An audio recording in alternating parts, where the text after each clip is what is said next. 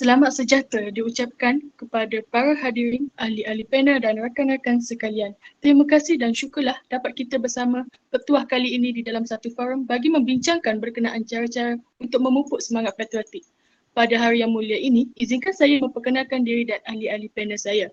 Nama saya Nur Husnia binti Syahudi dan saya merupakan moderator pada hari ini.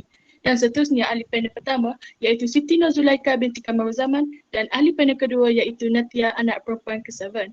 Saudari dan saudara, sejak lahir sehingga berkalan tanah, kita akan membesar, dididik dan diberi peluang untuk menyentuh puncak kejayaan dalam naluri kita di negara ini.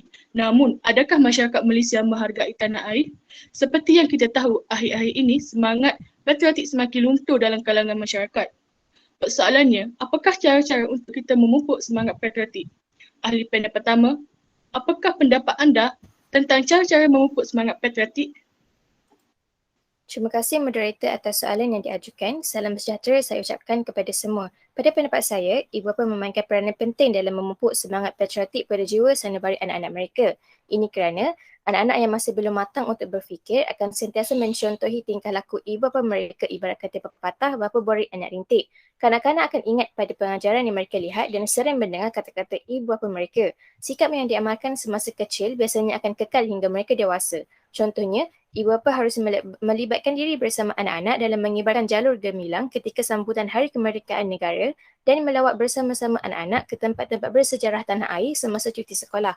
Tegaslah bahawa peranan ibu bapa adalah sangat penting dalam langkah-langkah untuk memupuk semangat patriotik dalam masyarakat Malaysia dan lebih spesifiknya kepada anak-anak ketika masih kecil.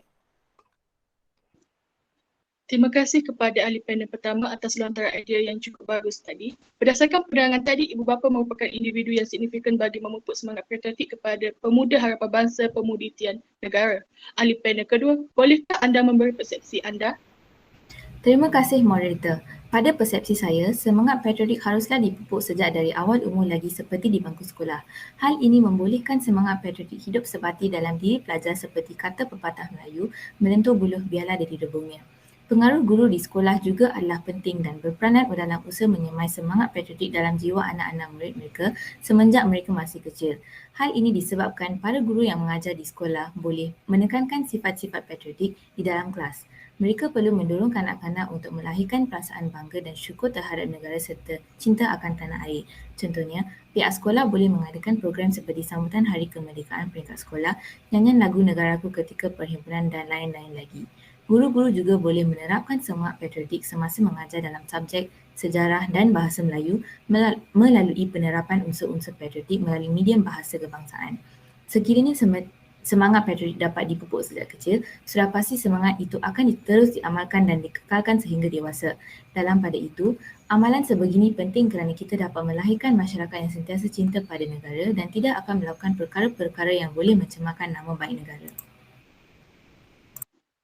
Terima kasih saya ucapkan kepada kedua-dua ahli panel pada hari ini kerana sudi hadir dan sudi menyuarakan pendapat masing-masing. Moga apa yang kita dapat pada hari ini memberikan sedikit pencerahan dan input yang bermanfaat kepada kita.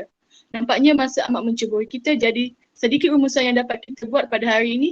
Semangat patriotik sangat penting untuk melahirkan warga negara yang cinta akan negara dan pastinya akan menjadi seorang individu yang berguna kepada agama, bangsa dan negara sendiri. Baiklah, sebelum kami mengundurkan diri, terimalah serangkap pantun dan indah daripada saya. Tuailah padi antara masak, esok jangan layu-layuan. Entahlah kami antara nampak, esok jangan rindu-rinduan. Salam hormat sehingga kita bertemu lagi.